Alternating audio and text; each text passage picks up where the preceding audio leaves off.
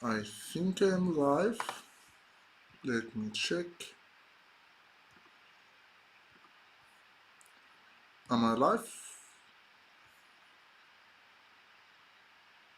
Yes, I'm live on LinkedIn. Do you guys hear me? Does anybody hear me?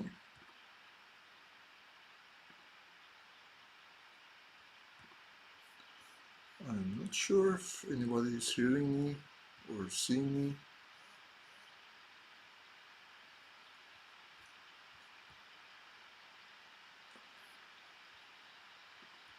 I think I'm live up here.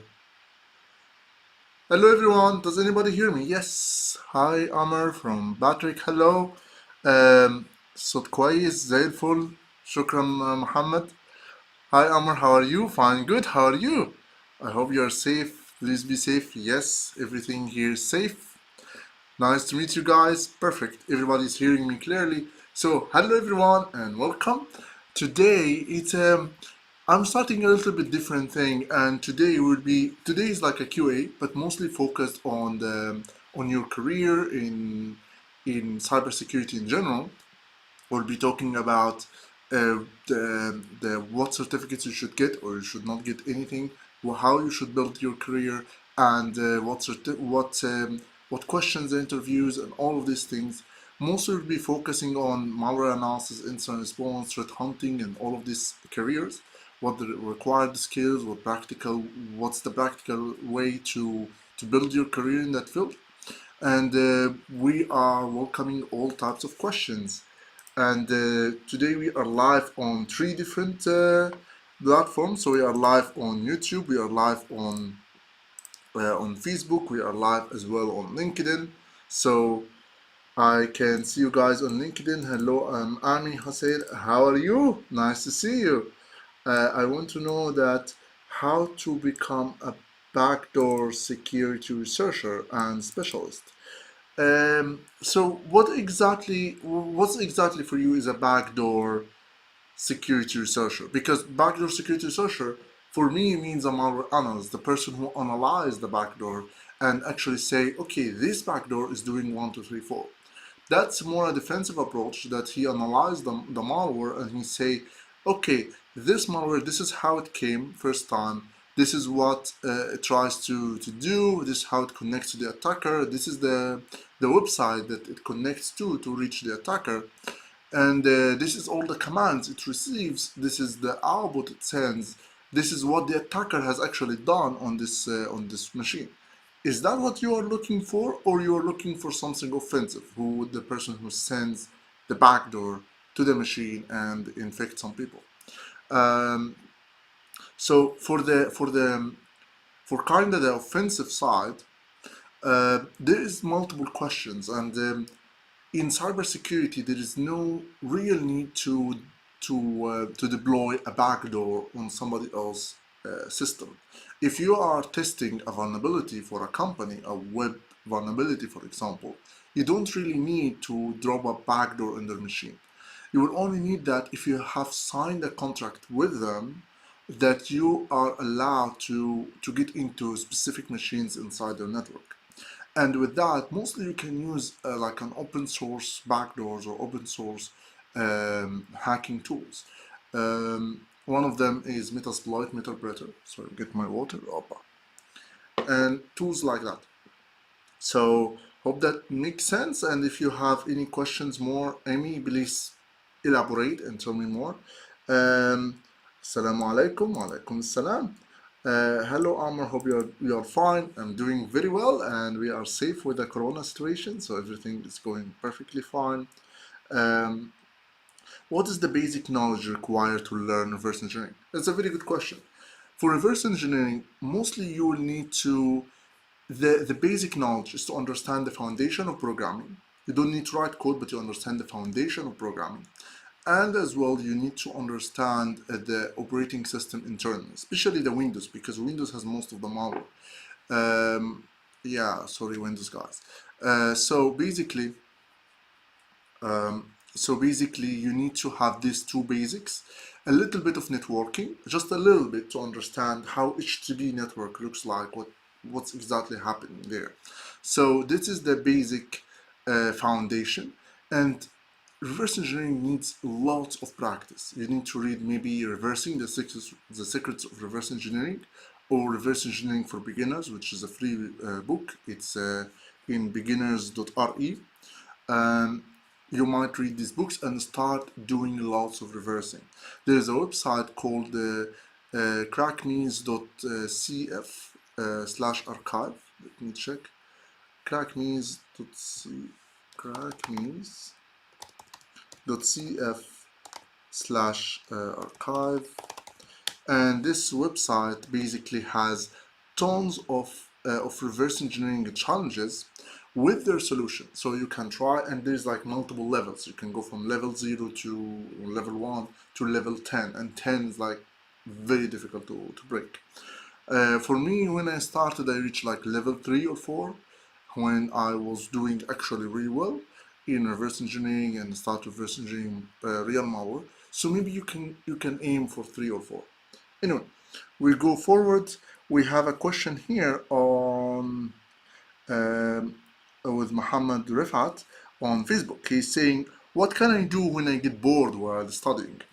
When you get bored with studying, try to see what excites you in the way you study, because we are very different. Somebody likes to watch videos, somebody likes to read, somebody likes to do something, somebody likes gaming, for example. Like I was seeing recently something that teach regex. Regex is a way of breaking down text and searching in text. And there was a game called regex crosswords, and you try to solve crosswords with regex. For me, for example, I liked in the past something doing like type racer, where I increase my typing with like a race game. Some people like, for example, to analyze a malware, and it's challenging for them and can eat their time, programming or stuff like that. So you need to find what is excites you the most. One of the things is practice, is like doing something practical.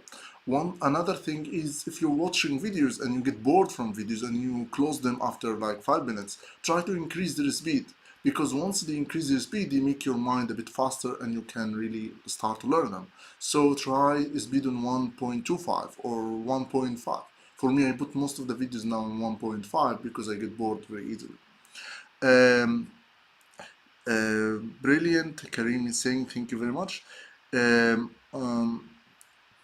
Anja Amr, how are you? I'm doing very well. Can you tell me more about malware analysis career change in Middle East and job related to this field?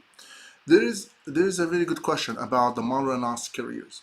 And malware analysis, the good thing about malware analysis is that it gives you the foundation for how the attacks look like in general, how an advanced persistent threat looks like in real life. With that, you can divert into different things.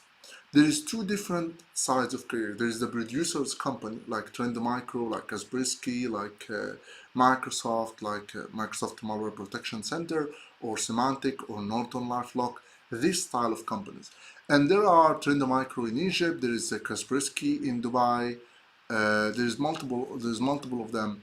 But these companies, they are the producer of security. They are producer of malware analysis signatures, or malware signatures, or stuff like that. And this is, you will do only malware analysis. This is one type of companies.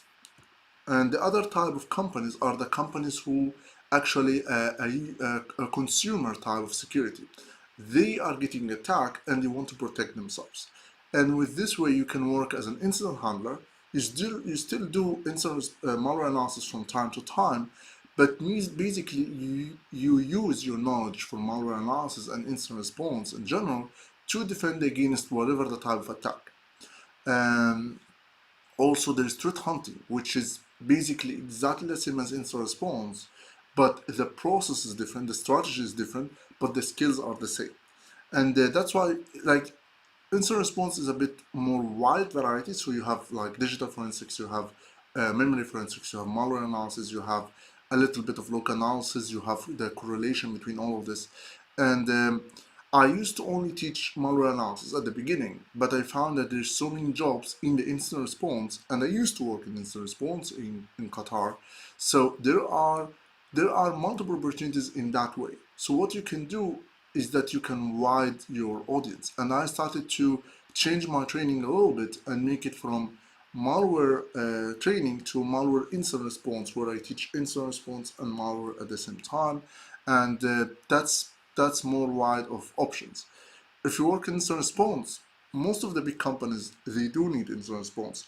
Banks, telecom, electricity companies, if they have if they are more advanced, like in United Arab Emirates or Qatar or Saudi Arabia, for example, or Bahrain, Kuwait, all of these countries, Qatar Gas, Rasgas, which was they were in Qatar. They had incident response team. They had a cybersecurity team. So these are also lots of options that you can aim for. Um, I'm not keeping up with all the questions. It's really lots of people today. So nice to see you all guys. Um, so let me just So, wanted to understand if experience with process procedure background, like GRC security background, considered to shift the malware researcher. I'm not really sure what is GRC security background. Let me search on Google for that. What is security GRC? It's governance, risk, and compliance. I would say that these parts might not be very related to malware analysis. The reason for that, malware analysis and compliance and risk and so on, they all collaborate in the cybersecurity realm. But as a junior, you don't really interact much with this part. You're mostly the doer, not the thinker. When you work in a company, the managers and the directors are mostly the strategy people, and the juniors are the doers. And then you start going from junior to senior to manager, and you start to be the thinker. So in this way, at the beginning, learning compliance and risk and so on might be conflicting with being a malware analyst, because they are not really connected. But at some point, if you want to work as a manager, for example, as a manager of an incident response team, both of them will connect in these type of positions. So if you are already studying for a long time and working as in risk compliance and so on, you might learn the practical skills and aim to be a manager in an incident response team, coming from compliance background or risk background, but has also studied incident response um, um, technical skills as well, and you have studied their process, their strategy, and so on, and you came to connect both. So if you have already worked in risk and compliance, try to aim for a manager of a team in incident response. Try to aim for that direction. Don't try to be a junior, because it's too far for you. Or if you really like the technical things, you don't like the compliance anymore, and you want to do a career shift, then do a career shift and start at the small. But I think that might be a drop in the salary. I'm not sure, maybe not. But it is something to think of, how I can aim to be the strategist, how to be aim to be the thinker in the team rather than the doer. And I shadow the people in my team, I shadow the incident response guys.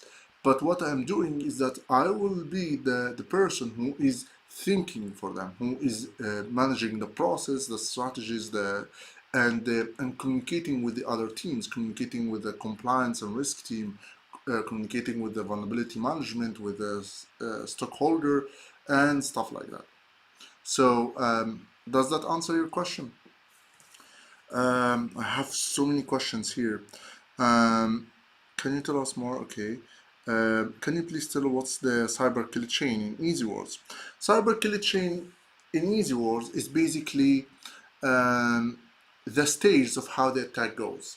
Like, let's say, for a dating world, for example, the guy asks the girl out, they go for a date, they do blah blah whatever, and then until he asks her for marriage, they get married, kids.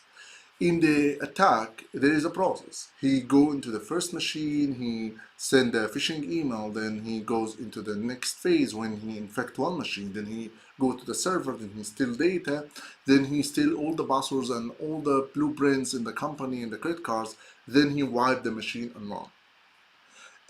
Or run around somewhere, encrypt them and get some money.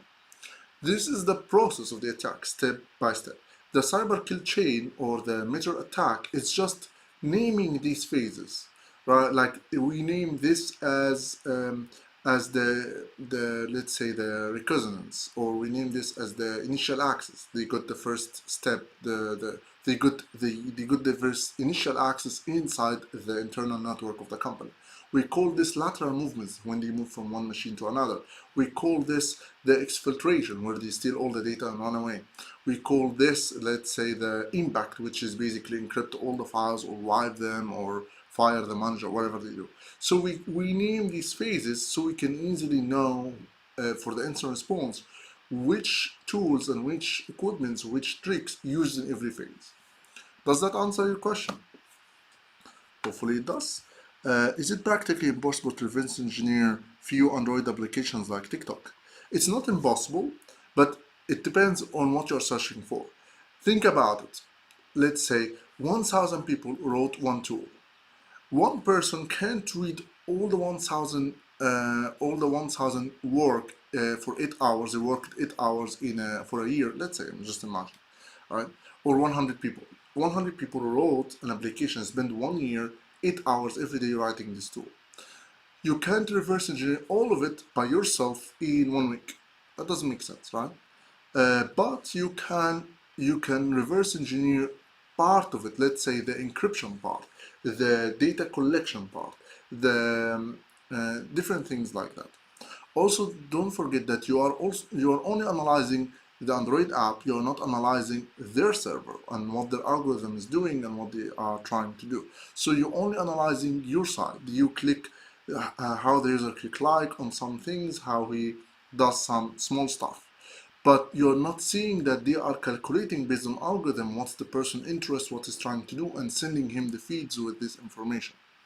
You might see, let's say, the case where they do the clipboard, where they stole the clipboard information.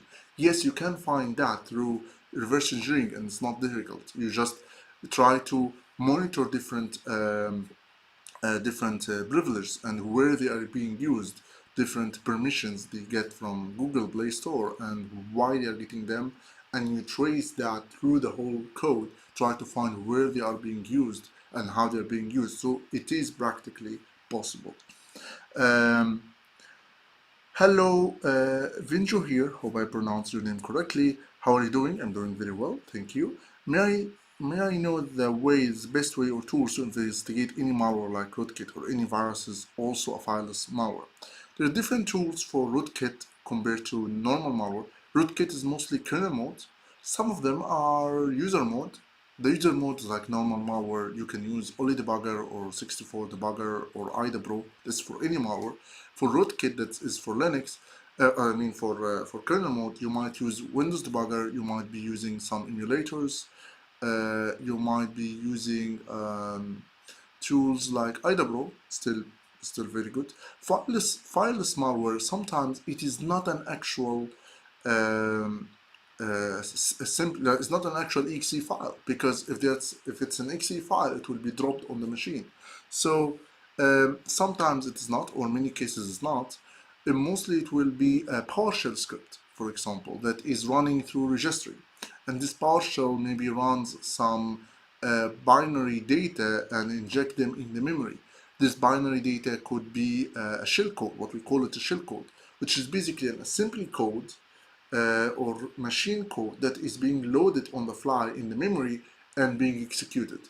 And to analyze this style of code, you might need only a debugger, or you might be able to save this into a file and load that file into IDA Pro.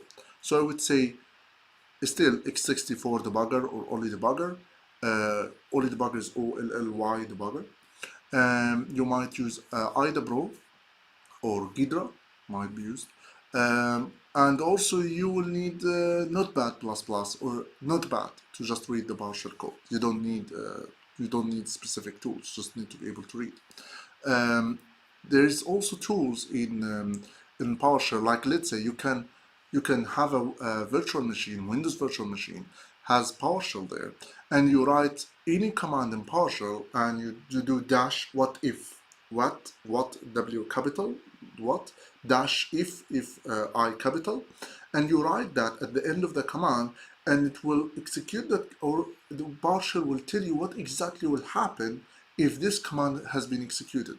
So you can try to add this in every line of the code, of the PowerShell code, and see what will happen if that code has been running. Doesn't make any sense. So PowerShell has also a kind of a way of debugging the code. Hassan Badran telling me good luck. This is my father. Thank you. Can you give us any tips on building our malware analysis lab? The best tips is don't connect it to the internet. If you just have a virtual machine, don't connect it to the internet. Better if you are not having your own virtual machine, you are using AWS, for example, which is what I'm thinking to do. There is also Cyber Range, which can help you get all of these VMs in AWS, but you will need to pay a little bit.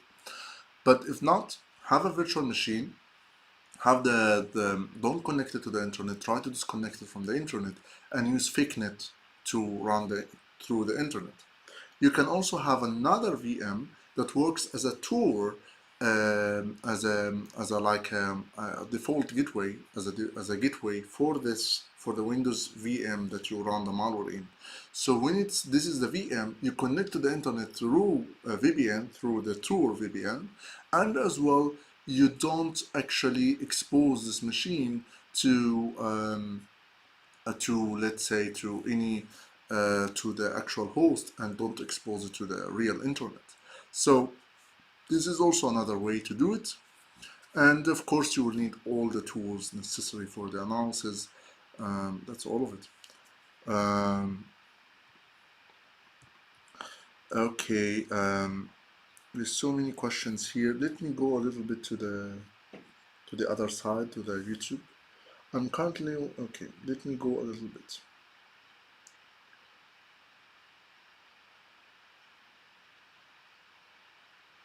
Okay, we have intro. What to understand if they, okay, we answered this question. I'm currently working in SOC, where I handle different types of endpoint security tools. If this is the correct path to be a malware analyst. To answer this question, there's two types of knowledge, and I want to address this before I go deeper into the question. There is tools knowledge, and there is the actual concepts knowledge. Like let's say, if you are a person who is using Windows, doesn't mean that you know how the operating system works, and doesn't mean that you are able to build the operating system or to assess in your operating system. You just know where to click to get where you want from the operating system. Very important to understand that learning tools, even if you took trainings with Trend Micro, trainings with Juniper, trainings with Cisco, doesn't mean you understand the underlying knowledge. It means you are a super user for these tools. Using different endpoint security tools, reading the logs, analyzing the logs, unfortunately, that doesn't make you a malware analyst. It doesn't make you understanding the concepts and the theory behind these tools. The question is, do you know how these tools are being built, and how probably, maybe not the code level, but probably how you can you write a tool like that, or you understand the technology behind these tools very well. And I'm not talking about technology is, oh, they have some secret machine learning technology that if you click here it detects the malware. That is not, you know, the concepts. You know what exactly the parameters they are using to build that. Not doesn't mean to be the exact algorithm, but what exactly the parameters, what exactly the results, what exactly probably the false positives to false negatives and stuff like that. This is the most important question. And unfortunately, working with tools, doesn't make you a malware analyst and doesn't make you an instant hunter. You need to shift your learning from learning tools to learning the concepts and the knowledge. And I see that a lot as an issue because for SOC team, especially for SOC guys, they tend to be pushed into learning um, how to use tools and how to use the products, and they learn taking lots of courses in the product side. And the company wants them to learn how to use these products, but that doesn't mean that this knowledge will help them for their future career. They give them the indication that, oh, if you take these certificates, you will be a SOC level 2 or SOC level tier 2 or tier 3. But what happens is that what they are learning doesn't advance them in their career.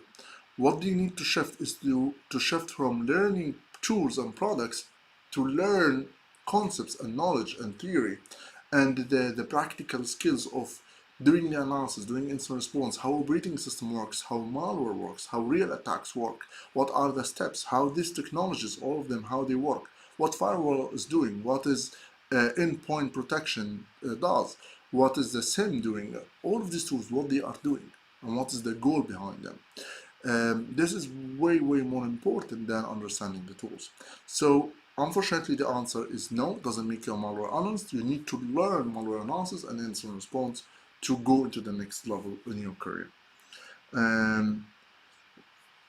Amr, I have a question that's from Francisco. Hello, Francisco. I have a question. Do you suggest to learn exploit development before learning malware analysis? Shukran, afwan. So the question is, do I need to learn exploit development? The answer is no. You don't need to learn exploit development before malware analysis. You might come across exploit development to understand exploits and how they work. But in the majority of the time, you will be analyzing the shell code, like after the exploit, after what happens with the exploit, what is the malicious payload that's being running. That's what mostly you'll be analyzing. Or that's very important part for the malware analyst. You will need to understand the concepts, lots of concepts about exploit development, and you could have the basics of exploit development. Corlan.be, it's a really good source to learn, but to be able to be an expert exploit developer could help you in the bin testing, but with the malware analysis, you need to be able to analyze these attacks more than actually develop them.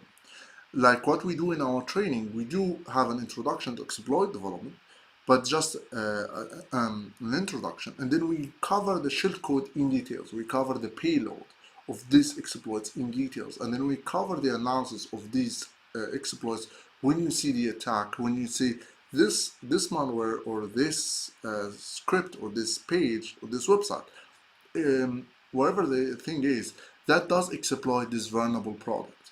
Can you investigate that? Then you take that product, take that file or this website or this malware, whatever it is, and you test it on this vulnerable software. You find where's the shell code, and you start analyzing the shell code. You analyze what was the reasons, and do the full analysis. So it could be an advanced point to understand exploit development and all the mitigation and all different things, especially if you will be working as a senior malware researcher or threat analyst, where you do deal with multiple types of threats. You might need it as a senior, but as a junior, you might don't need it early on. Okay. Sammy is saying, I learned assembly 4 months ago and started reversing crack me challenge, but my problem is getting stuck and going directly to see the solution. What you do advise me? In this way, you might don't need. This is really a really good question. Someone who has been spending 4 months, he's reversing crack me's, but he gets stuck, and he has to go directly to the solution. So the problem is not in you being stuck. The problem is the solutions, and I see that a lot, especially on YouTube. What happens is that lots of YouTube videos, they do give you the shortcuts. Oh, if you click F8 3 times and then modify this line, and then you click F9 and then you set a breakpoint here, and you do this and this and that, it worked. The solution is there. It's been cracked. The problem is that you know how it's being, like, you know now where's the exact line, how it's being cracked, but you don't really know what was the strategy they have to think about. And that's what we try to change, because you need to learn the strategy, how we will think if we see this crack me, what we will be looking for, where we will be going for. This is the question. Not the question is what is the solution for this crack me, but what is the strategy that I have to think, I have to take and to think with to be able to crack this crack me. The same when it comes to malware analysis, the same when it comes to everything. And with this, you need to have someone who is good in reverse engineering who sit beside you and tell you what exactly he thinks, how he thinks. I don't know if there's such a YouTube videos like this. Probably, I don't know. But that's what we try to do in our training, because I know this problem is being there for a long time, and this is what I faced myself. For myself, I just kept practicing and kept trying and trying and trying. It took me quite a while, but I made it at some point. You can do that, or we can help you if you want to. Going into that topic, so I have some announcements to say before I start before I continue with the questions. So basically, and I want to see you guys answer about that. What do you think about it? So what I'm planning to do is I'm planning to have a series of live events like this one, maybe every single week. And it will not be the same every single week. So one will be a QA like this one. Maybe the next time I will be taking, let's say, somebody who's stuck in analyzing a malware, or a malware analysis report is being there, and I will be critiquing their analysis, I'll be critiquing their analysis report, and I will be helping somebody who's stuck with a malware, helping them analyze this malware. So they will show me, okay, here's the malware, this is what I all done. What do you think about it? I feel stuck here, I don't know where to go next, I don't know what this part is doing, blah, blah, blah. And I will tell them what exactly the way I will think about it, and how I will be analyzing this sample. What will be the idea that I will follow in analyzing this sample. So I will be doing this, of course it will be free, live, for Sami Al-Hadidi, come and join. For everyone, we will having like a Zoom event. People can see me through YouTube or through Facebook or through LinkedIn, and then it will be live. But there will be one person joining the Zoom call, sharing his screen and sharing the sample that he's stuck in, and asking, Amr, I've been stuck in this part, I don't know what to do here, I don't know how to analyze this malware, I don't know where to go. Then I will give him my advice. This is one option. The other option is that I will take a malware analysis report from any blog, or somebody send his malware analysis report, and I will be critiquing the report itself and the messages he's writing inside this report. Does that make sense? Is it a good idea? I'm thinking this, so one session will be QA, one session will be critiquing, or the next live, let's say. A third live will be interviewing someone, let's say a manager, incident response, or somebody who's working as a malware analyst, or whatever it is. And they will be telling us how they got into this field, if they are a hiring manager, what questions they ask, what skills they are looking for, what answers they are looking for, what they are looking for into anybody profile, how to get a job in that field, what certificates, what everything like that. So we will be interviewing other people. So it's not only me who's speaking. There's also other people who are managers, or are people who have good credits, and these guys will be giving their insights about, like, the expert panel, who they tell you how to break into this cybersecurity field. So I'm thinking to do this live events every single week, and you know, moving between all of this, between QA, between critiquing, between interviewing an expert, What do you guys think about it? Tell me in the chat. Yes, it's a good idea. It's a good idea. Thanks. Such session will be helpful. Great. I don't see on Facebook anybody saying or LinkedIn. Are you? Am I still alive? I'm still alive there. I'm still alive, I think. Not much on LinkedIn. Okay.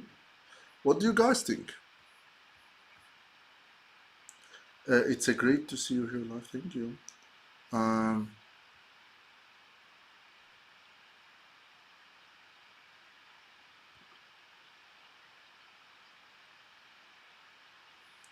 You don't need certificates to start.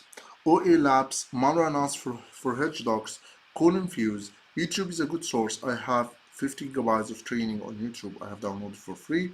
Free sandboxes too, like Iniran and hybrid analysis, free tools, Cutter, rather there, or the tools, the Spy, all of this. Most of the tools are actually free, and that's actually true. Malware analysis for Hedgehogs, CodeInfuse. Malware analysis for Hedgehogs, they're really, really great. As far as I know. I don't know the other guys, but yeah, there are some good sources. It depends on. The only thing is that there is not a program they are following, but they might be a really good source. Ahmad Soliman saying yes. Samir Hadid saying great idea, will be helpful, very good. We need to know more about this field. That's what's all about. Thank you, Ahmad Soliman.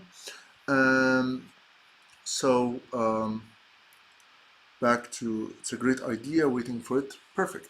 So I'm going to start that from great idea report analysis will help. Yes, and I will do that with different people. Maybe someone can share his blog. So guys, from now to next week I'll do the critique. So who has been stuck in a malware, who has a malware analysis report, who needs me to look at, even a blog for a malware, I will be looking at it and I will be giving my critique. So between now and hopefully the next Saturday, please send me a message on Facebook, on LinkedIn. I don't know if you can send on YouTube, but you can find me everywhere, right? And also on my website, you can find a way to contact me on maltrack.com. It's you go to maltrack.com. At the end of the page is getting in touch, and you can message me there as well. So this is one idea. Another idea that I'm planning to do is to actually create a free CTF. You know, a CTF that is very practical, like a really, really practical CTF where you have malware that are actually either real malware or similar to real malware. You have incident response cases, real incidents, real stories that looks like real life, and to have the CTF to help people understand, to check their skills, to learn more about their skills and their ways of analyzing samples and stuff like that, and actually learn through different stages of attacks and learn through the whole CTF and enjoy the whole competition and enjoy the game. I'm planning to do that, and I'm planning to make it a CTF that can actually help you build your career in this field, not like a CTF that has nothing to do with real life, like steganography or some crypto stuff. No, it will be really practical. There will be some web attacks as well, but very minimal.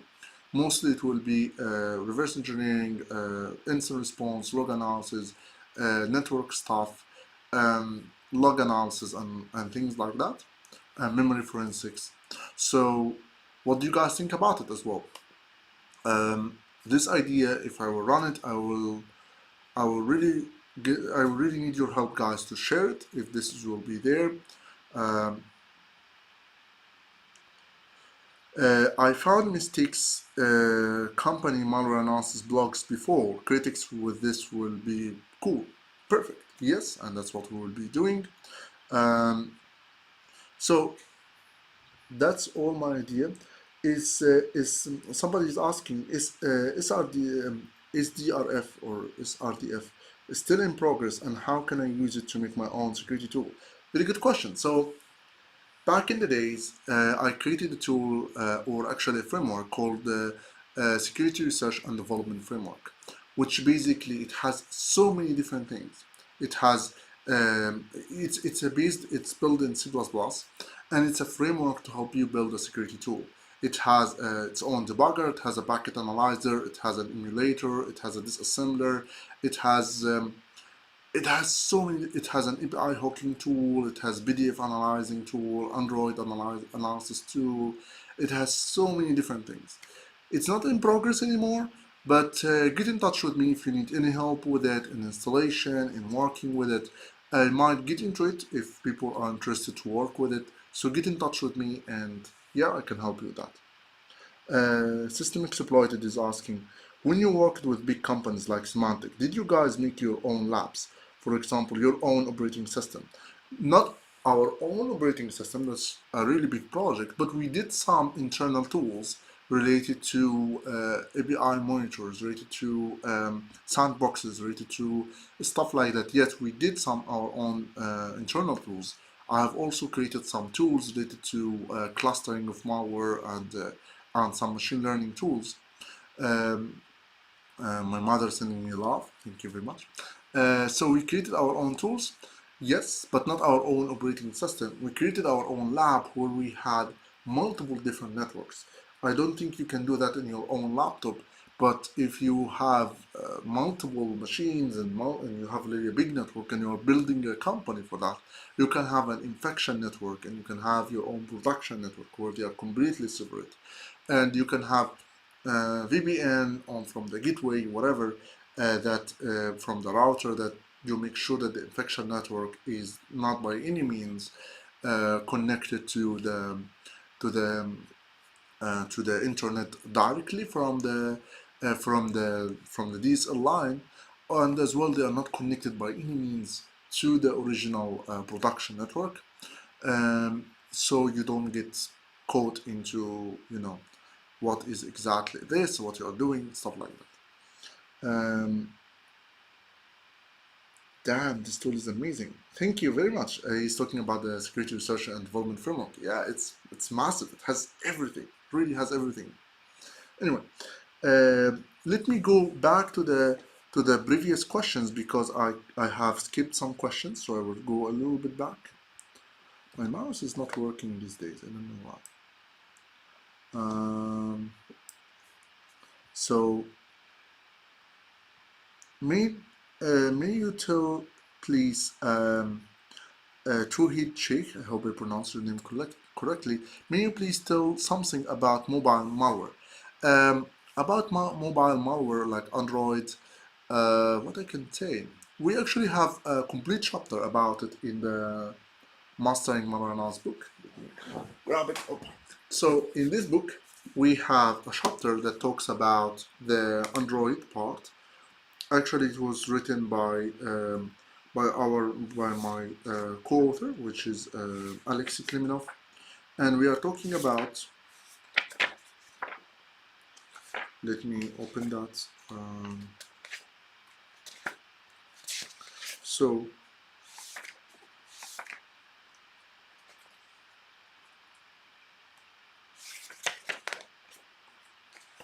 we have here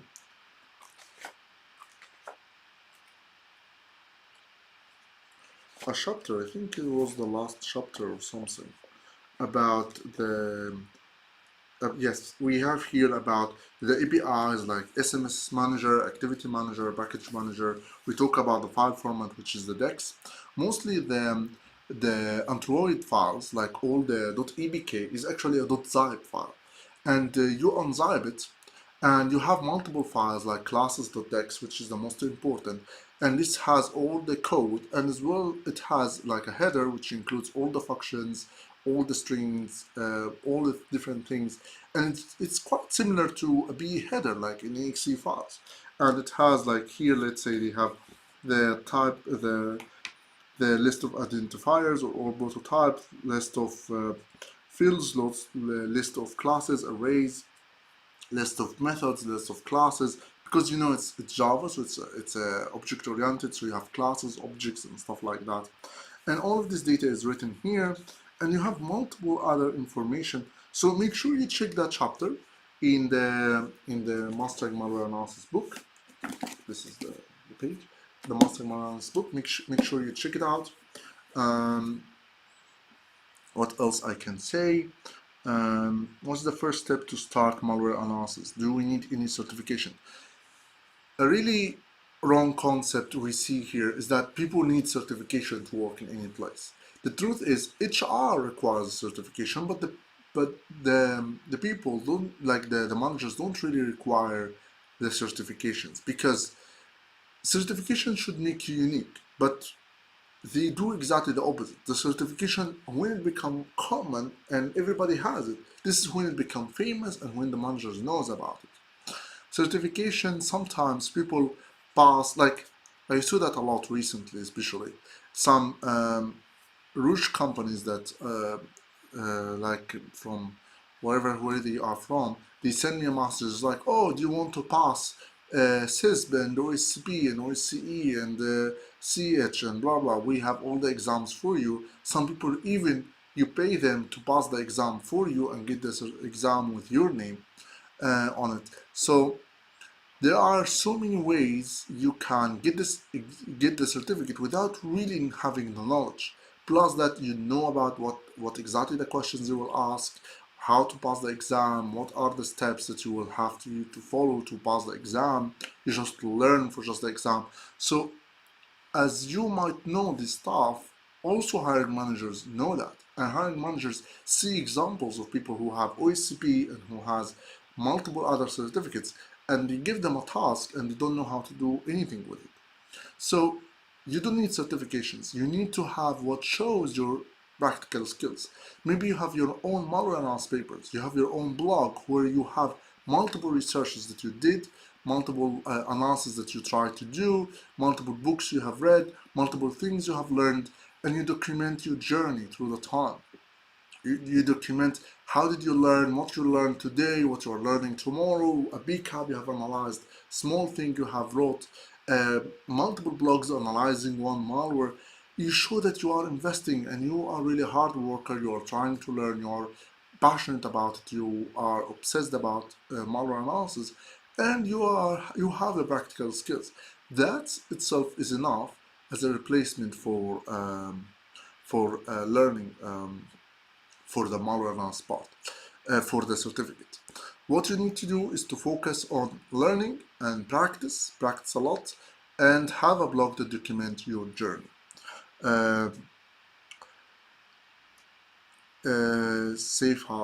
Saifullah bin Mossad, he's saying that it's great to see you here on live video. Thank you very much. How can I be perfect in buffer overflow? What do you recommend? With buffer overflow, I would say with memory corruption vulnerabilities, it's getting harder and harder to be exploited in the wild because of the different mitigations.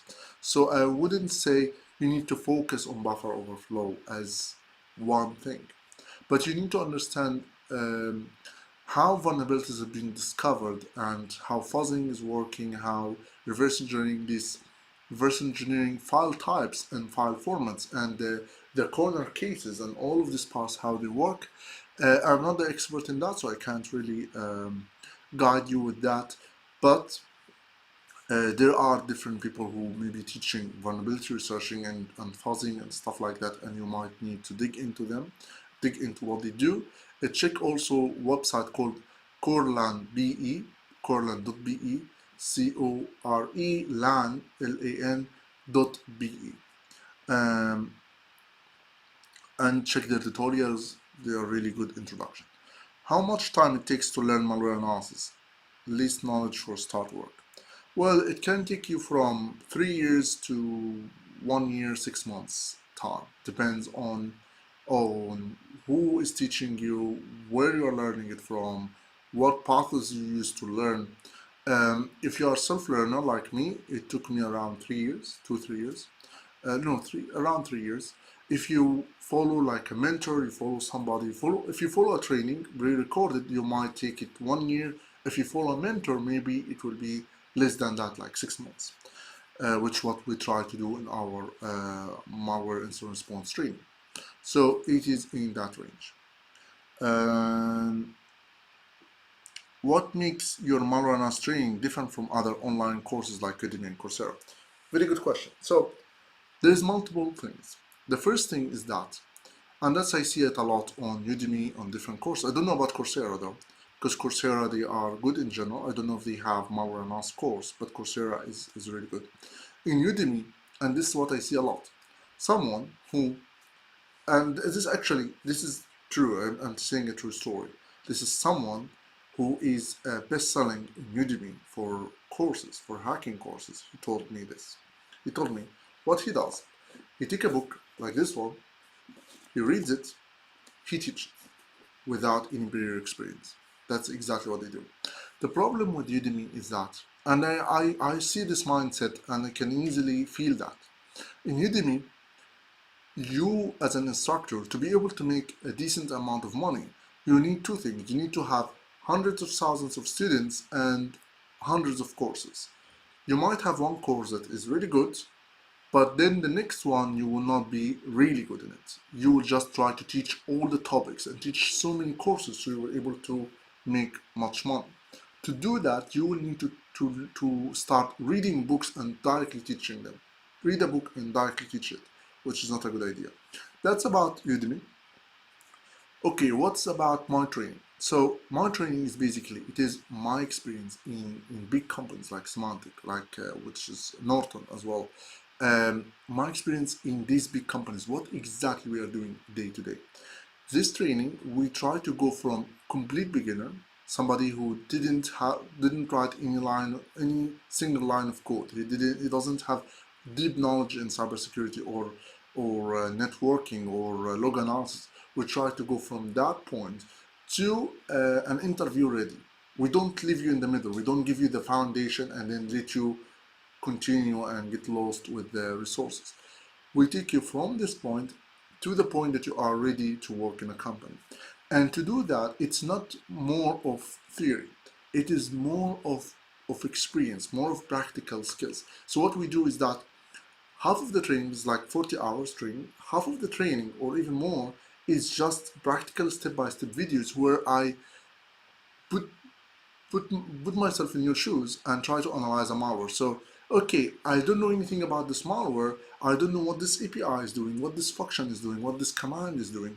And I try to learn and try to show you how I can think in a way that makes me able to analyze this malware in the shortest time possible.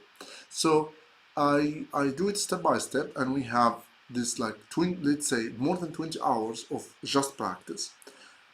Plus that we have quizzes, plus that we have the workbook, which has even way more exercises, double the exercises we have in the training, or like the same amount, with their solutions step by step as well. And it's not like crack me's, it's more about the strategy, how to think about what is the way of thinking, and what is the strategy and the tools and the ideas that you will follow to be able to analyze it. And we do lots of practice to the point that I believe you will be like 1 year of experience in a company. Seriously, the level of the students who finished the training, they are like 1 or 2 years of experience. We have people who analyzed Emotet, WannaCry, other ransomware tools that are in the level of me working in Symantec for like a year or something. So that's what we try to do. We also provide a QA session every second week. We provide a Zoom call with only few of us who ask questions about who stuck in a malware. We do analyze it with them. We do help them directly, and as well we do have other experts from different companies. We have someone who is a director in Trend Micro. We have somebody else, an instant handler in a top company in top UK company, and these guys giving their insights, giving their attacks, giving what they are learning, and we help you get unstuck in every single step. So in learning malware analysis, it's easy to get stuck. You don't understand something, you don't know how that works, you don't understand the concept behind this solution. And what we do, we try to reply to every single question. We try to get you unstuck in every single step. And that's what I believe that makes the training really useful. So the main goal of it is to take you in the shortest time possible, in let's say 6 months, more or less, to get from total beginner to an interview ready, to a person who can have an interview tomorrow and actually probably get the job. This is the main goal of that training. We don't leave you in the middle of the way. We don't let you unstuck. We don't let your motivation to go down. We try to always push you, of course, if you're also trying to push back. And we always get you unstuck to go through the way. I believe that, which is my own experience, or what I can see from my students compared to my experience, it took me more than 3 years to learn malware analysis. But most of that 3 years, I was going into wrong directions. I was learning things that are not very important, especially at the beginning. And I was getting stuck and getting procrastinating a lot. And what we try to do is to minimize all of that. We try to put you laser focused on what is important to get a job at the beginning, what's important to learn to land your first job. And at the same time, we get you unstuck, so we keep your motivation there. We try to build a community as well. The community is really impressive so far, especially in the last 2-3 months. We have really amazing people, like really hardworking students and experts in the cybersecurity realm. We have someone who is a director in the Austrian CERT, and he's with us in the training. He gives his insights and his ideas, and it's really impressive. Really impressive community. So that's you will not find in Udemy, you will not find in Coursera, you will not find anywhere else. The community that helps you to learn, you are the sum of your best 4 friends, or the people who are around you. You are the sum of them. And we try to build a community that the sum of them is being a really successful malware analyst or successful cybersecurity analyst in general. That's what we try to do. So, very good question. Okay, we move forward. Great idea. The report will help. Yes, I found mistakes. Companies, buffer overflow. How I can be perfect in it? What do you recommend? So buffer overflow. How can I be perfect in it? What do you recommend? Check Corlan tutorials. This is the first thing. If you want to exploit them, then check Corlan.be training. I can type a message here that would go to everywhere, but type on the website. I hope somebody can help me and write it in Facebook or LinkedIn. Corlan, CORELAN.be, B for book, B for book, and then E after. And they have a blog. They have tutorials that teach how to write an exploit. Also see other exploits in exploit DB. See what's the description of the vulnerability, what's the exploit, and especially for the open source products, because if you have an open source, you know the date of this exploit, you know the date of the vulnerability, you can go back to the commits that has been done on the code. You can go to GitHub, for example, and you can see where was the changes that happened at that time, at this range, happened to these files that have been exploited, what has been changing. And you can see the exploit in exploit DB website, so you can see what's exactly the way he used it, and you can mix and match all of this together. Also, you need to learn about fuzzing and all of this if you want to know about vulnerability researching. And I'm not the best person to ask for vulnerability researching or fuzzing and finding 0 days, but probably I will be interviewing some people later on who are good in that. Back to YouTube questions. Sorry guys, I have been not so looking here so much. What programming languages is required to learn reverse engineering, and from where to start learning reverse engineering? From where to start reversing, the secrets of reverse engineering, as well reverse engineering for beginners. The languages that you need to learn, you don't need to learn writing, as we said, we need to learn how to read. C++ basics, the basics of C++ is really good. If you are using IDA Pro, and if you want to be a good malware analyst, a very good one, then you need to learn a scripting language, and a good scripting language for cybersecurity in general, and also malware included, is Python. Hope that answers the question. Should we Fatah is saying good idea, thank you. I was looking for malware analysis report writing. We have actually a malware analysis report template in our training as well. We do provide that. Um, it would be a great idea if we pick up a malware from VirusTotal and analyze it live. Um, I would prefer to do a critique. That will be, I think, easier than going through a full malware. And I don't have access to VirusTotal, but I can download from any tutorial. Maybe you can recommend a crack me in advance, and so everyone can try to solve it in advance. That's a good idea. I like this idea. We can choose a crack me, then we make a contest and see what people, how people analyze this one, and we can give how I do analyze it, and people can learn in advance. That's a very good idea. Hi Amr, Hassan Thabet is my father. How are you? When you worked with big companies like Semantic, did you guys make your own labs? Yeah. We answered this question. What course do you recommend for intro? What course do you recommend for intro into malware analysis for beginners? I recommend malware incident response training, which is our training at maltrack.com/join, and this training will take you from complete beginner to an advanced to an interview ready, to job ready. You can actually directly work in that field. You don't need more courses after. To be honest, I can't recommend any other course. This is the best course. I know it is the best. That's why I only recommend this one. I don't know if there's other one who is really good, but the other option is to read books. Learning Malware Analysis book by Monapa is a great book, and Mastering Malware Analysis is also a great book, and you can read both of them together, or like together after each other. And you can also look at into secrets of reverse engineering or reverse engineering for beginners, for reverse engineering skills and practice it, and you can practice by yourself. Hello, I'm a Linux sysadmin. Could you describe briefly the job of a SOC? I'm going to move to work in there, but I don't know what really do I do. I'm afraid that my own modern technology, but low-level people. To the own many modern tech but low-level people.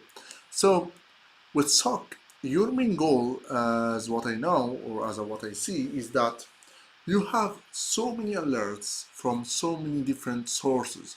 Firewall is saying, oh, all these IPs have been accessed, all of these ports have been trying to access.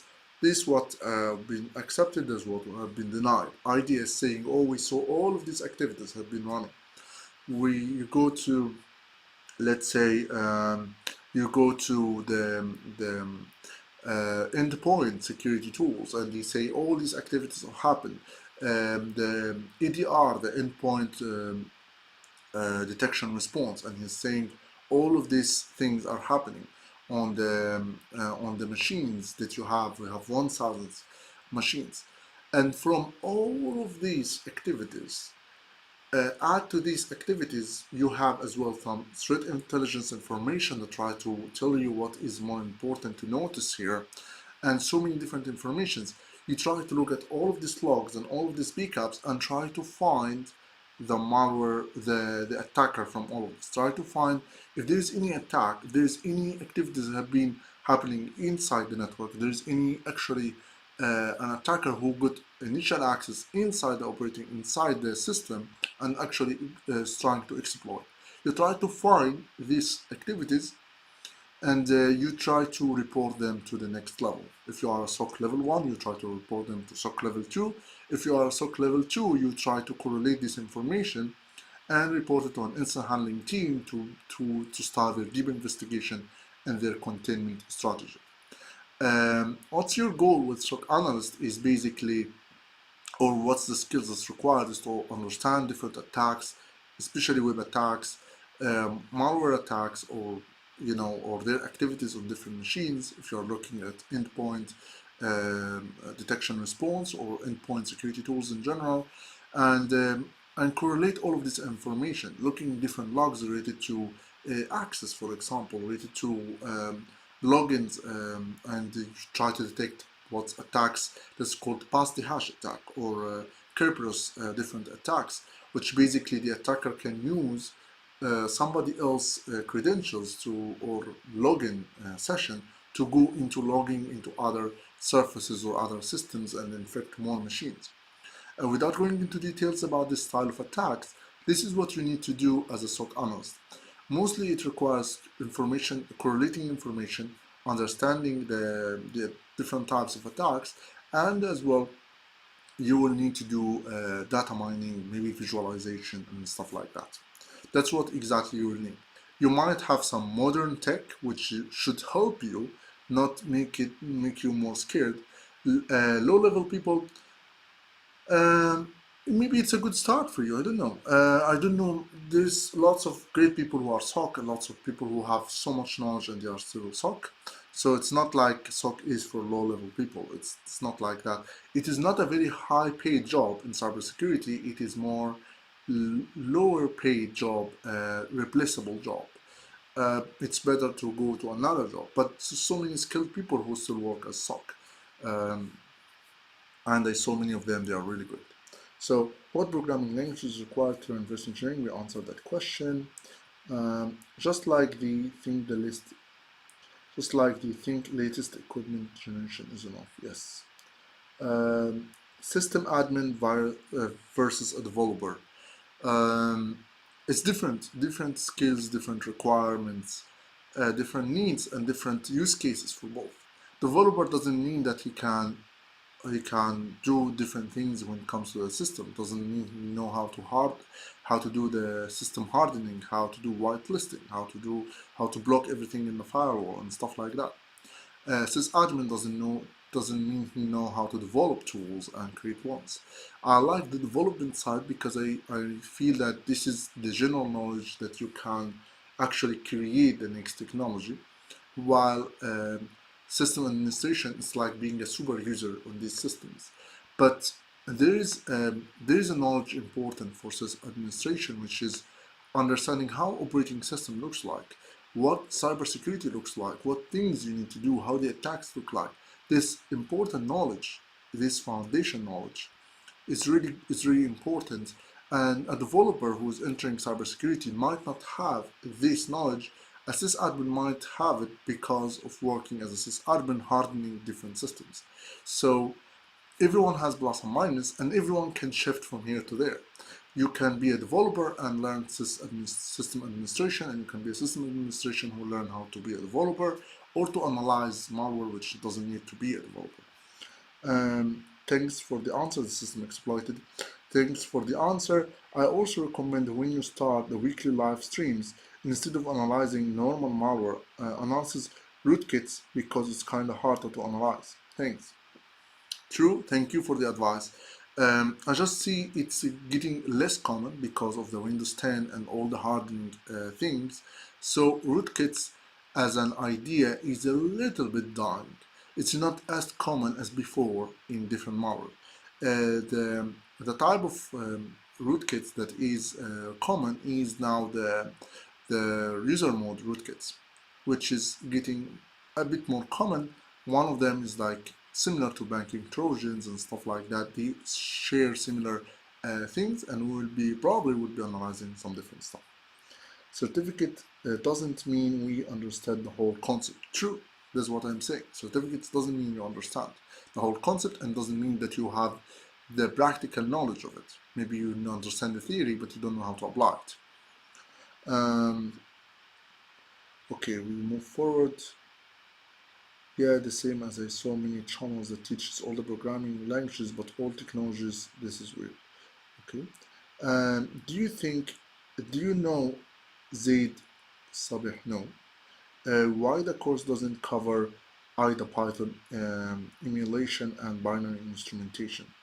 With the binary instrumentation, with modifying the code of the binary, we do include it for the good reasons, of course, but we do include batching and changing the code itself for easy analyzing the sample. IDA Python, I would say we don't cover IDA Python because we do feel as it's a very useful, very useful tool. There's two problems with it. IDA Python is now in IDA Pro, not in IDA Free. Second is that you don't actually need it to get your first job.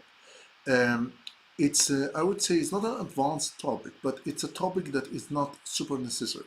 Because when I used to work in semantic, we do analyze so many samples, but out of 50 samples, when we would need to use IDA Python for something, of course we had IDA Pro, the latest one. The company has paid for us to get the top tools, but it is not super important.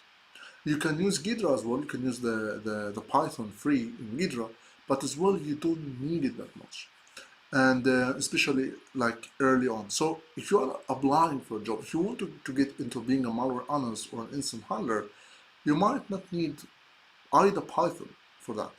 And our goal is like this is the thing, right? If you want to get a job in malware analysis in a short time, it is more important what you skip learning than what you actually start to learn, because you need to not invest in too many different directions where you don't get where you just go into wrong directions. Like I spend so much time in developing products, developing tools, learning programming, but that wouldn't help me much to get to be a malware analyst, and I have wasted a long time. So I don't want to make the students lose more time investing in things that doesn't help them immediately get the job. Um, but basic Python is important and is interesting, yes. But either Python itself might not be very important to get your first job. You can learn it there after. Which course do you recommend for intro? We answered this question, but I saw in practical reverse engineering an introduction that you must know C++, C, and multiple languages and Windows system programming, or what you say the only related to malware. Okay, that's a very good point. And that's what I saw as well, that so many things try to make malware as a very advanced topic. You have to know this and this and this and this and that. But the truth is, you don't need to learn all of this.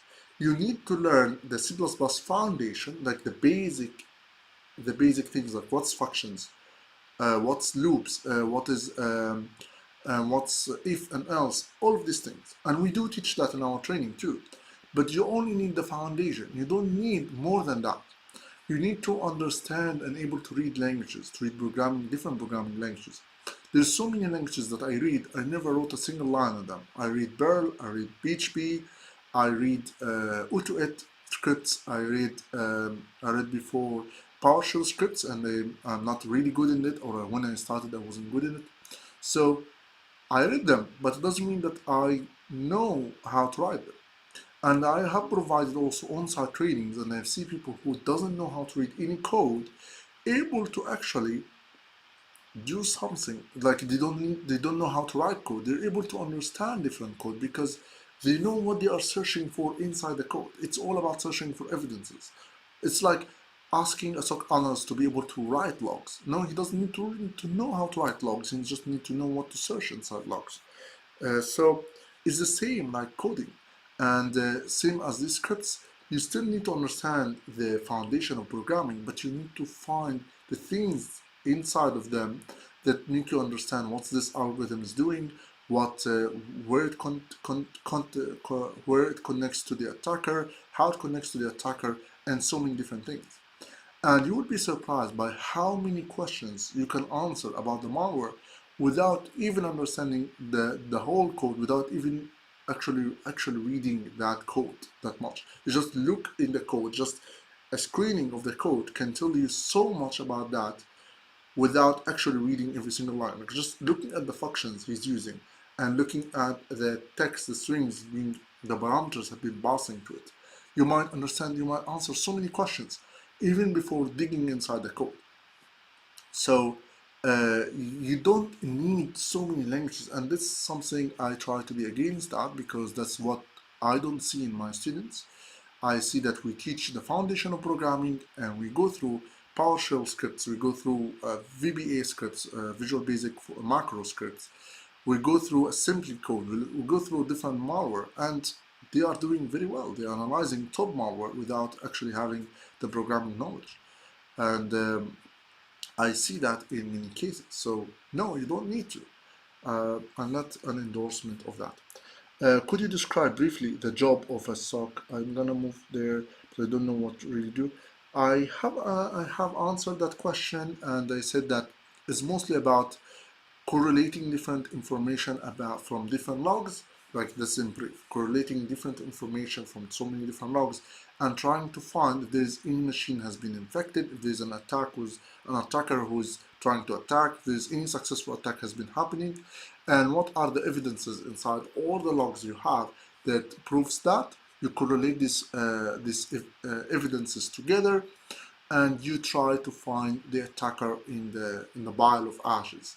That is includes data mining, and includes visualization, includes understanding different style of attacks, so you know what you're looking for, and so on. And you might have some threat intelligence information that helps you brutalize the logs and look for things easier. Is there even such a thing as junior position for malware analysts? At least in my environment, are not very few or none. Look, there is Trend Micro, for example, they used to have, and different companies. But here's the thing: every company wants somebody who is ready to work. There is two concepts. There's companies who can, I will hire people and teach them, and some others I will hire people and plug them in to help me. They can learn the advanced things along the way, but they need to be at least 1-2 years of experience. And that doesn't mean that you need to work for 1-2 years, but you need to have the practical skills that's equal to 1-2 years. Let's say if you analyze a known malware, let's say Lucifer ransomware or Lucifer malware, which is a malware that's been recently there. If you analyze this malware, that's a practical skills equal probably to 1 year of experience, or not a junior, like not say not entry level, but you are way beyond entry level. So aim for that. Aim to be able to analyze different malware to have the practical skills. And that's what I'm saying when we say the training should take you to be in the level of 1 year of experience, because companies need somebody who is ready to be plugged in, not a person who will start to learn when you join the company. And the problem with certifications that the people are in that level, they are entry level. They know the theory, but they don't know how to use that theory. They want the company to teach them the practical skills. And that's damn wrong. That doesn't happen in many cases. Who gets the job most of the time is the person who is ready to be plugged in. He's ready to work tomorrow and do the job. And that's what we try to do. So I look at my tasks that I had every single day in Symantec and how I can make, by the end of my training, the students are able to do that work that I used to do every single day in Symantec. So if they can do that, they can work in Symantec doing this job. They are ready to be plugged in inside Symantec, inside Norton, inside McAfee, inside Intel, whatever the company is, and they can do these tasks. They can learn other things along the way. Maybe they are not dealing with the most complex samples. They will have seniors who are helping them, but they are able to work and do the junior position work. They are able to do the 1-2 years of experience type of work. And that's what the aim is for.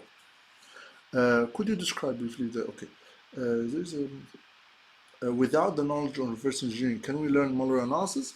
I would say reverse engineering is the art. The malware analysis is the science. So you can learn how attacks look like. You might use this information as an incident handler, as a threat researcher, or threat hunting. But for malware analysis, without completely reverse engineering, you will not be a malware analyst. You can be an incident handler who can, how you can say, they flirt a little bit with the malware analysis. So you can do some behavioral analysis combined with some PE characteristics and strings, and dig a little bit deeper, looking at different functions and correlating some information and all of this stuff. You can do some things, but you wouldn't be a malware analyst. You wouldn't have a position of malware analyst without reverse engineering.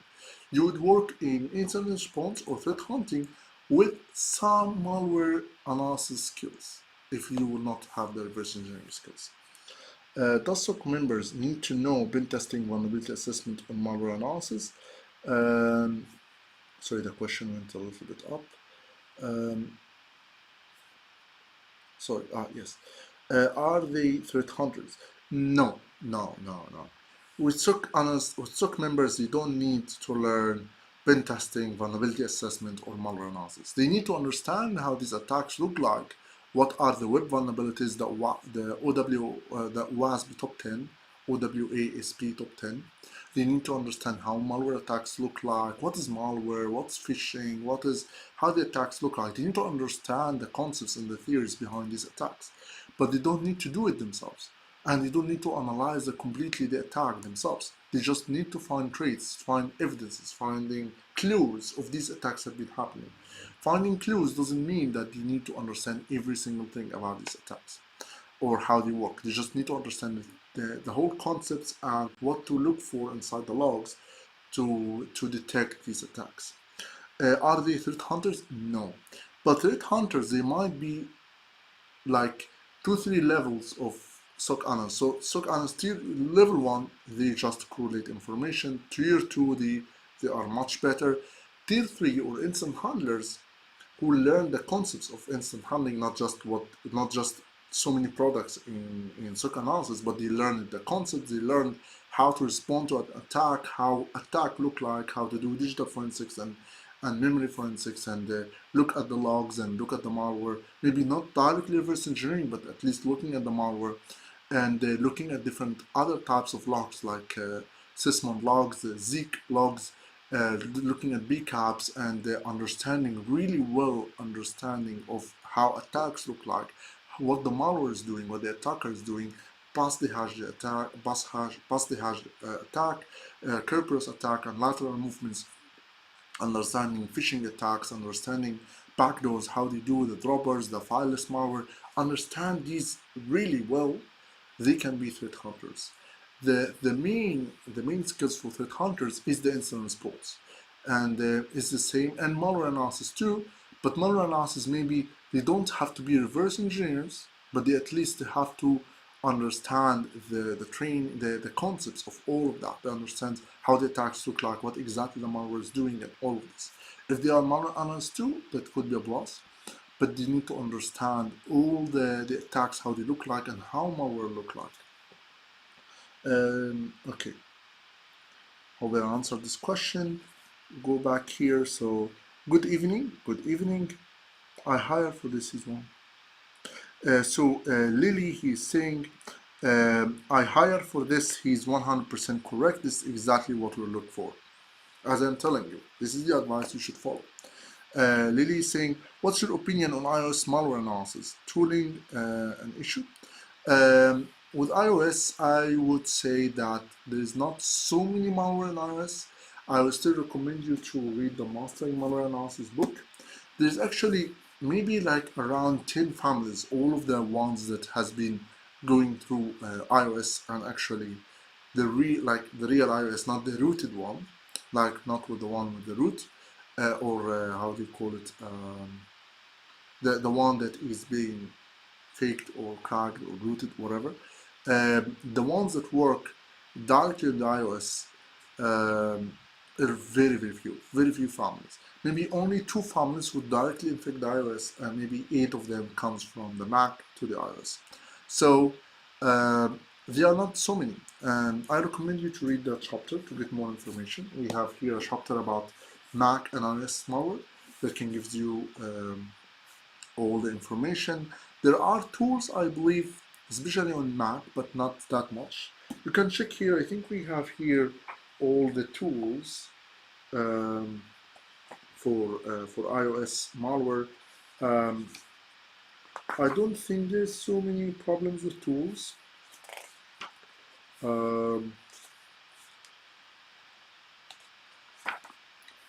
We'll check here.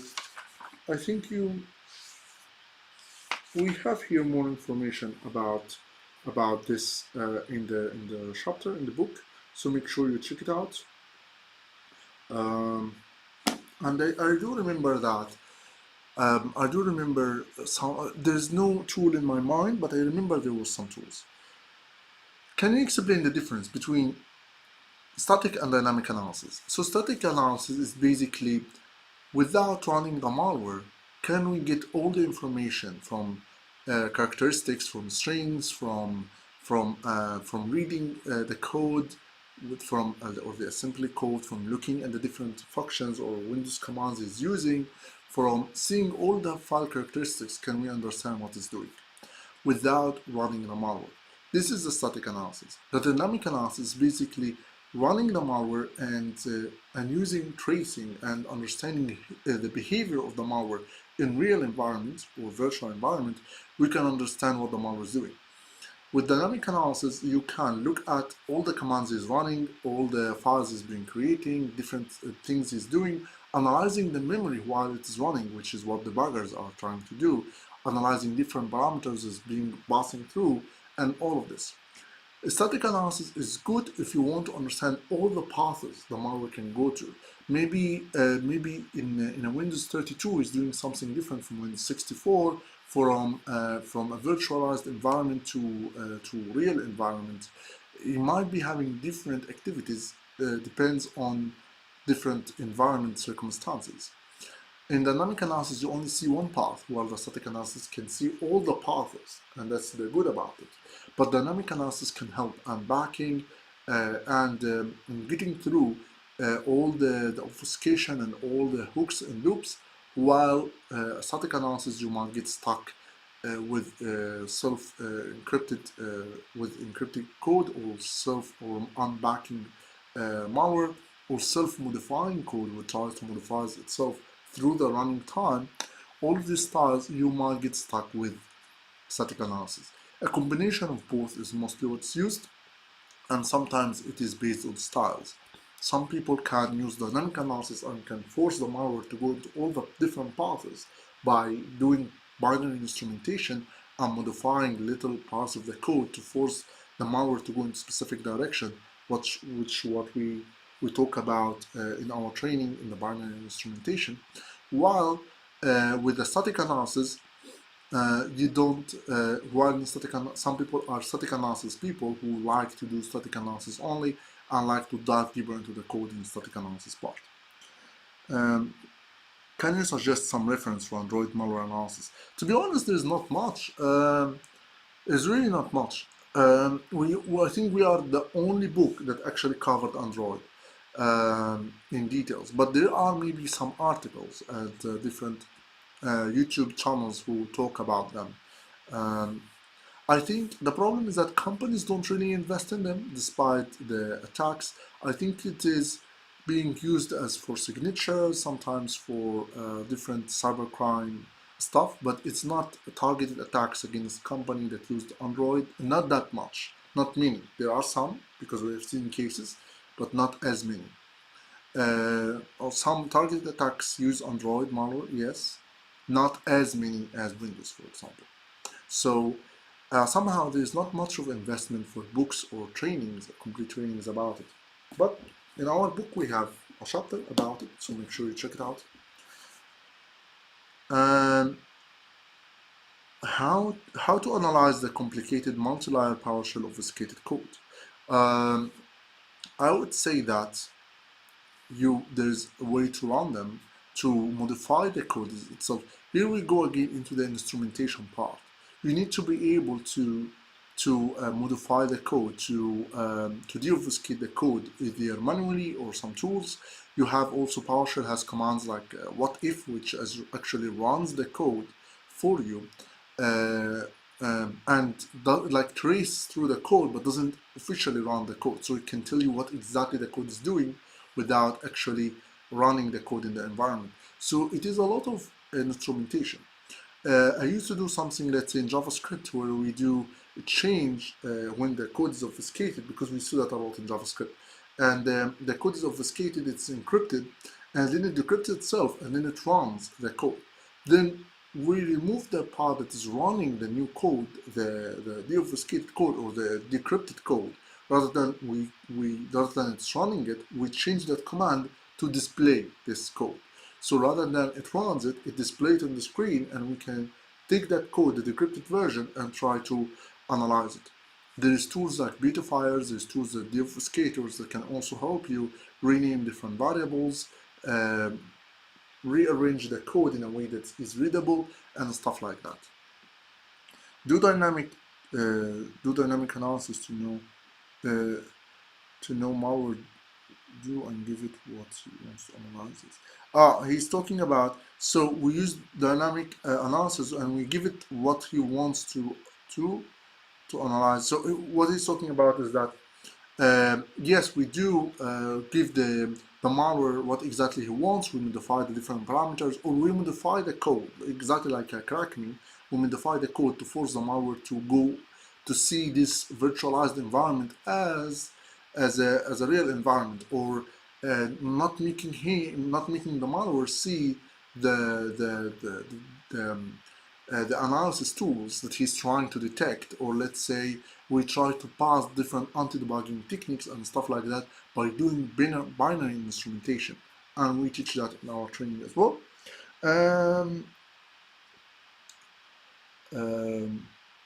What time do I need to learn? So how much time do I need to learn malware analysis? As I said, it might take you 3 years, it might take you 1 year, it might take you 6 months. It depends on the sources that you're learning from. And if you are learning by yourself through YouTube and books and stuff like that, which is good, but it might take you 3 years because you might get stuck a lot and procrastinate a lot. And that's how long it took me. And also you might study some things that looks very cool but is not very important to get the job. 1 year you might be following a training, and you only follow that training. It might take you 1 year, and it might take you even less if you are following with a mentor who gets you unstuck through the time. We try to decrease it from 3 years to 6 months when we do our training. So we try to focus exactly on what you need to learn, and as well we try to give you that support, that sessions where you can share the screen and get yourself unstuck in every part, so you keep the motivation going through the time. So let's say 3 years to 6 months. And the funny thing though about 3 years, really in life, any skill in this planet, you can learn it in 3 years. If you can invest 3 years of your time investing and never give up on what you are trying to do, any skill on this planet you can make it. Making $1 million, making I don't know, having the best fitness body, having the best relationship, having a great career, having learning whatever the skill you want to learn. So you just have to keep in the game. And what we try to do is to give you that motivation through this free events and through our training as well. And we try to get you unstuck. This is what we try to do. So data stream in malware, how to use it. What do you mean with data stream in malware? So, oh wow, we have been around 1 hour and a half. Wow. Guys, please subscribe to the channel on YouTube if you are on YouTube. If you are on Facebook or if you are on LinkedIn, please share the live so people can hear it and can learn from it. Please share it, say your opinion about it. Let's get this 2 or 3 minutes to share it more and more and get people to know about it. We need to help people. This is a free session, and it's lots of information I have covered today, lots of questions I have answered. So please share it with people. It's just free. So I think lots of people from your connection will like it. Share it on Twitter. We don't go live on Twitter, unfortunately, but share it on Twitter, retweet it, and help people to spread the message. And I think so many people will learn from it and help us to reach more people and help them. So yes, please share. Click share on, take the YouTube link and share it, or click share on the LinkedIn on Facebook. How to identify the suitable environment for dynamic analysis. Some malware execute based on predefined conditions, otherwise reverts original behavior. It's possible to get this info without reverse engineering. The best option is to actually have a real machine that is not virtualized. You actually run the malware inside. There is no other tools running. You do activities as you are someone on the machine. You try to be their best audience. Who is the best audience? Somebody who is opening Internet Explorer or Chrome, is trying to access some banks, if you are targeting bank Trojans, and stuff like that. This is the best environment. But what we do is we don't always have this opportunity to have the best environment for malware. So we try to do the reverse engineering and do the binary instrumentation to bypass these conditions we want to run. Some malware will have some conditions just in case, like let's say, rather than it will run tomorrow, it run today, it will run tomorrow, or in 1 week, or in 10 hours, or in 2 months, 3 months. You don't know, right? So we try to pass these things and these conditions by using binary instrumentation. File system data stream. For file system data stream, or this for NTFS, how to use it? We don't use it in malware analysis, or we don't use it in malware, but malware using it to hide their files. And luckily with digital forensics, there are so many tools who can reveal all the data stream files and who they are, what they are, and what is hidden inside the other data stream. What is data stream is basically one file name can have multiple files inside of it.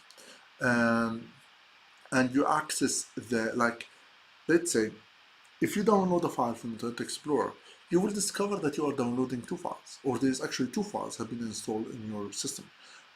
Both are with the same name. Let's say you downloaded, let's say, file.zip. There's the file.zip, the actual zip file, and there's another file called, I think, zone identifier or identifier info, something like that. It's a text file that includes the URL that you have downloaded the file from. And this file is being saved.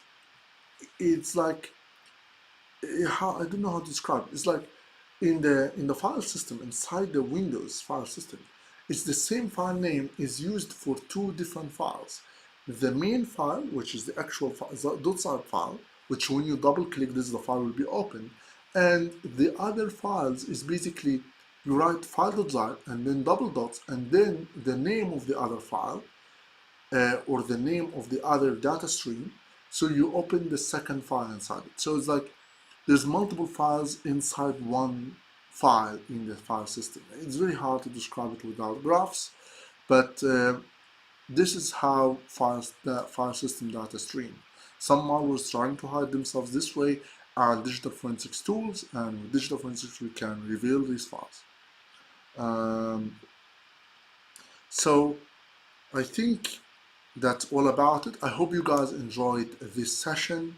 I hope it was useful, and I hope that with the next time will be more stuff.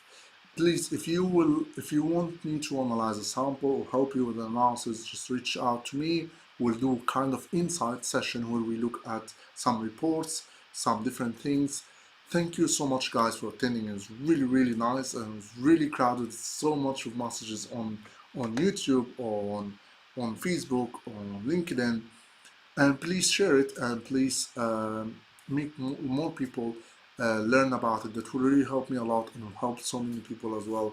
Make sure to you subscribe to the YouTube channel, or you add me on Facebook or LinkedIn if you don't. I'm mostly active on LinkedIn. Make sure you message me on LinkedIn as well if you want to message me, and as well on YouTube we put lots of videos. Thank you, guys. I really appreciate all of your attendance and your staying all that time. We have been almost 100 minutes, so that's really a lot. 100 minutes is 1 hour 14 seconds or 40 minutes. Wow.